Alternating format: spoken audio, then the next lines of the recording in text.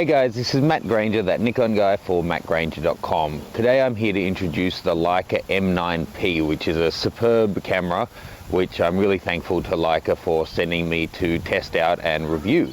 Now, it's so beautiful, I'll be showing more photos of the camera instead of video of me, so let's cut to it now. Okay, so Leica is a German company that's been making cameras and projectors since the early 1900s and other optical gear since the mid-1800s. They were the first company to perfect the small 35mm camera that's become a standard now.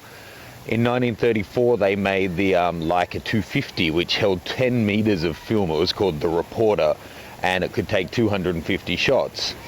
In 1953 they made the first 1954 they made the first M camera, and that was the M3 that had a bayonet style mount, and that started the whole M series legacy. Basically all the lenses, or nearly all of the lenses that have been made since that time, and all the bodies are compatible, even through to the digital ones now. And most of the bodies are collector's items if they're in any kind of condition, some more than others, but they're all fantastic. So in 2006 they made the M8, which was their first fully digital M series rangefinder camera, and recently they released the M9, which is, again, it's an improvement on that one. It's a full format 35mm sensor, and now they've released the M9P, which is basically, I don't know exactly what the P stands for, but I'd say purist. It's a pared down, well, it's slightly modified to make it even more traditional than the M9. Basically, they removed the red dot Leica symbol, popped the original style writing on the top here like they had back in the 50s, and it's got a sapphire crystal cover for the lens like you'd find on an expensive watch. Okay, so Leicas are a rangefinder style of camera, which is different to an SLR style of camera. SLR means single lens reflex, and they're a TTL, or through the lens setup. So basically what you're looking at through the hole is actually what's coming through the lens. So you'll see things go in and out of focus. Your field of view may vary a little bit. Some are 100%, some are less than that, so you're not quite seeing everything. But pretty much what you see through the hole is what you're going to get in the shot, pretty much. Inside, basically the light comes in through the lens, gets bounced off the mirror up into this pentaprism, which flips it and reverses it and brings it back out through here. So what you're seeing is what you get. Whereas a rangefinder camera, you're actually looking through the side here, straight through this front section, which obviously is not perfectly aligned with the lens. So that can cause what's called parallax error, where basically they don't match up to what you're seeing. Now at a long distance it doesn't make much of a difference because that evens itself out, but at a close distance it can really make a difference. With the Leica, however, it gives you little grid lines inside to show you where you're actually framing within the scene, so that isn't much of a problem. And focusing on these, they're fully manual focus, so it does take a fair bit of practice. You need to have nice sharp edges to be able to do it quickly, because how it works is basically you've got the square is that you're looking at is the whole scene, and that doesn't move.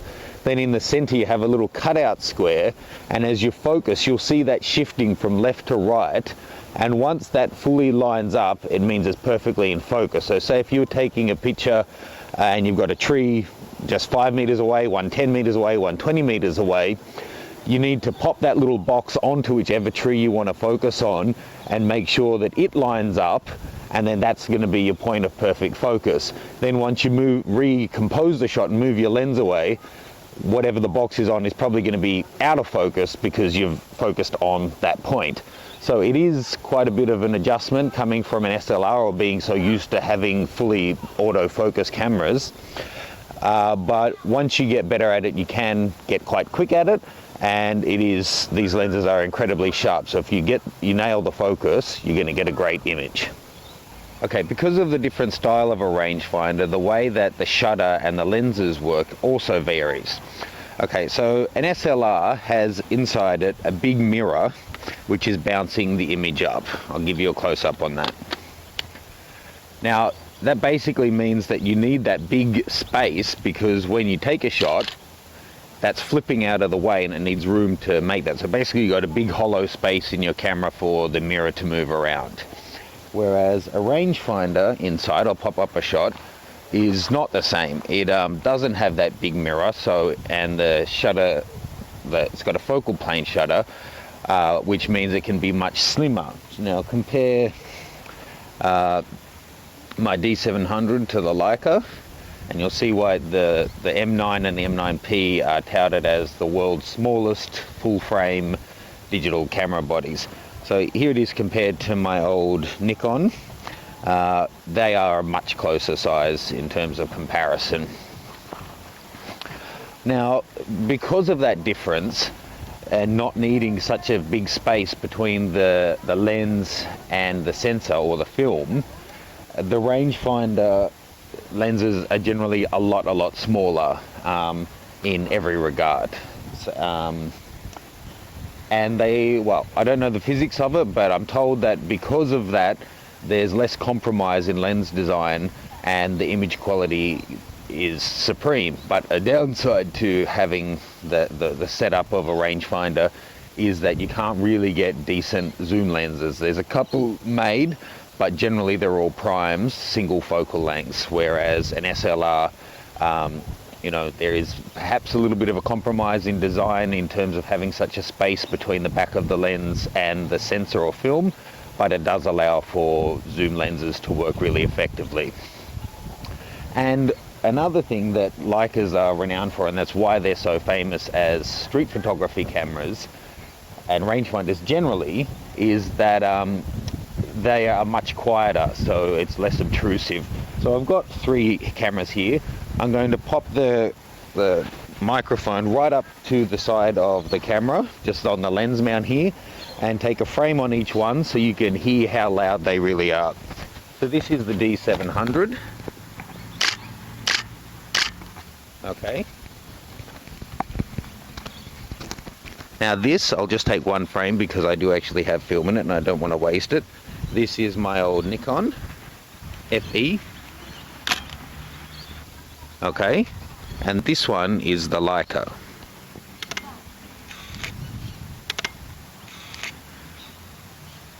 Now one thing I really like about the Leica, it does give you different options for how you want to wind on and have the shutter. So I've got that set to quiet and discreet mode, but you can see it really is a lot quieter. When you're by yourself shooting here, you know, it still sounds, yeah, I can still hear that, it's still reasonably loud, but as soon as you get into an outdoor situation and there's any kind of noise, it really is basically silent. That click doesn't disturb anyone. Okay, so Leica are renowned for their build quality. Perhaps they contribute more to Germany's reputation of precision engineering than even their car manufacturers. The M9-P is no exception. It feels exceptionally solid. I would say, go as far as to say I haven't found any camera that feels this solid. In terms of a modern digital camera, the Fujifilm X100 that I tested was really nice, but this just takes it to a whole nother level. So the central housing is made from a single piece of, what do they call it, high tensile magnesium alloy. And the top and bottom decks are machined out of single pieces of solid brass. So whilst it's small, it still weighs in at 600 grams, which feels quite hefty in your hands. Not hefty, it's not heavy, but you know, it feels substantial, if that's the way to put it. Now, Leica say that everything is built to last a lifetime. In fact, they say that the M series should become your new life partner. So they say that all the digital parts are built to last forever, and that it even comes with free updates for forever, basically, so that you should always be able to keep your new Leica. Okay, so on the top of the camera here, it's nice and simple. You've just got single and continuous shot timer, and then this is your shutter speed. So you've got automatic, so it'll do it based on your aperture, or 4,000th of a second all the way through to 8 seconds, and then bulb, sorry. So then you can just, as long as you hold the shutter down, it'll stay open. The lenses, this is the 75mm, all have a manual aperture ring. So this one goes from 2.5 to 16, all manual focus. How beautiful is that? Okay, now to make this a little bit easier, I've popped it up on my Velbon second tripod. This is the EX888, so I can show you the menus. So going through, let's just switch it on. Okay, so this is the advance. I had it set to discrete and soft, so you hit set to go in, and then it's got this four-way here to move around, or you've got the wheel that you can also go through. So I had it set to discrete and soft, and then set. Okay, so you've got self-timer, something nice. In auto ISO, you can choose whether you want to choose a maximum ISO or a slower speed.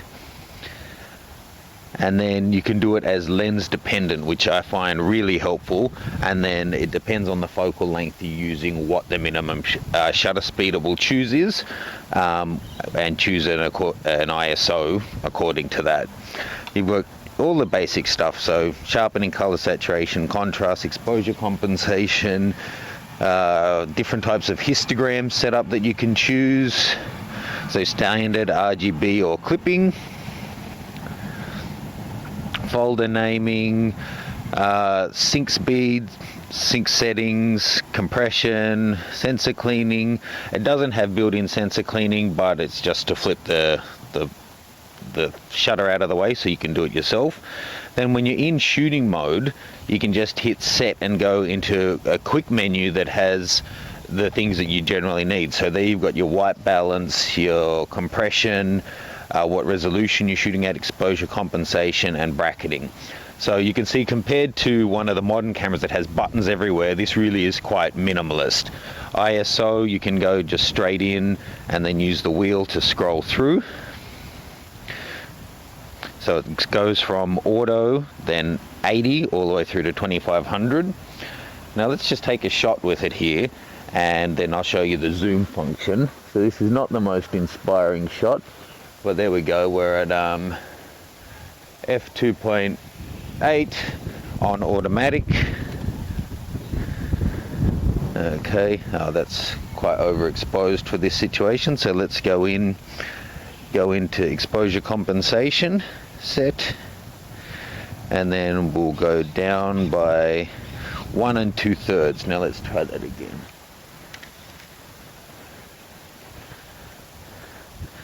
Just bring it up. That's a bit better. So then you can just use this wheel to scroll in, and then use the arrows to move around the image. There you go. Okay, continuing on our tour of the camera, on the underside it still all looks really retro. Here's a shot, and then to open it up, it's just like you would on an old film one. So turn this, and then this whole thing comes off. That's, you know, a machine piece of steel, brass actually, I think. This little cutout is where the tripod mount goes into here. This even looks like it still takes a roll of film. It takes an SD card, and then the battery is quite an unusual shape.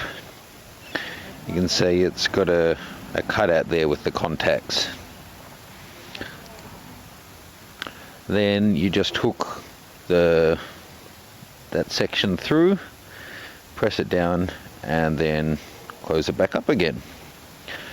And that's it. So minimalist. And under here's your USB connection. Hot shoe, and that's really all it's got going on. So they really have boiled things down to their essence, which is what Leica is all about.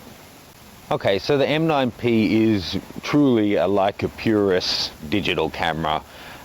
It's got the look and feel and discretion of one of the really early Leica cameras. The build quality is something of a bygone era and just beautiful to hold on to. I'm really glad that Leica sent this one out for me to test out. It is extremely expensive. The body for this one alone is around $10,000. I think it's about $9.5 in Australia is the RRP. And for the sort of shooting I do, I couldn't justify that. If I had the money, I would love to have it as a walking around camera, street photography, and from what I've tested so far, the image quality is fantastic. But if you've got a fair bit of money and you want an outstanding camera, or you're a Leica purist and you've been waiting for something more traditional to come along that really gets back to its roots, then the M9P is just astounding. It's beautiful. I wish I didn't have to give it back. I love it. Everything, it's so minimal. When you first pick it up, it seems at once kind of dated or, you know, a bit old-fashioned, but the more you play with it and use it, it's really minimalist, pared down to everything you need, and a lot of the surplus stuff is gone, and it just brings you back to basic shooting, which I think is what they were getting at. And the design is actually really well thought through. It takes a fair bit of time to adjust coming from a menu system to another to find things, but once you get used to it, the things that you need are just there, just a click or two away, so it's really handy. So yeah, expensive camera, but you get what you pay for. If you want something really well built that's going to last a lifetime with good support and free updates forever, then there you go. If you want something for $500 and you're happy to replace it in a year, then this is definitely not your camera. Thanks again to Leica for sending this one out to test. I really enjoyed it. Stay tuned, guys. I will be doing image quality tests and lens comparison tests very soon. They'll be coming up in the next couple of weeks as well. And I'll see you next time. This is Matt Granger, that Nikon guy with the M9P, for mattgranger.com.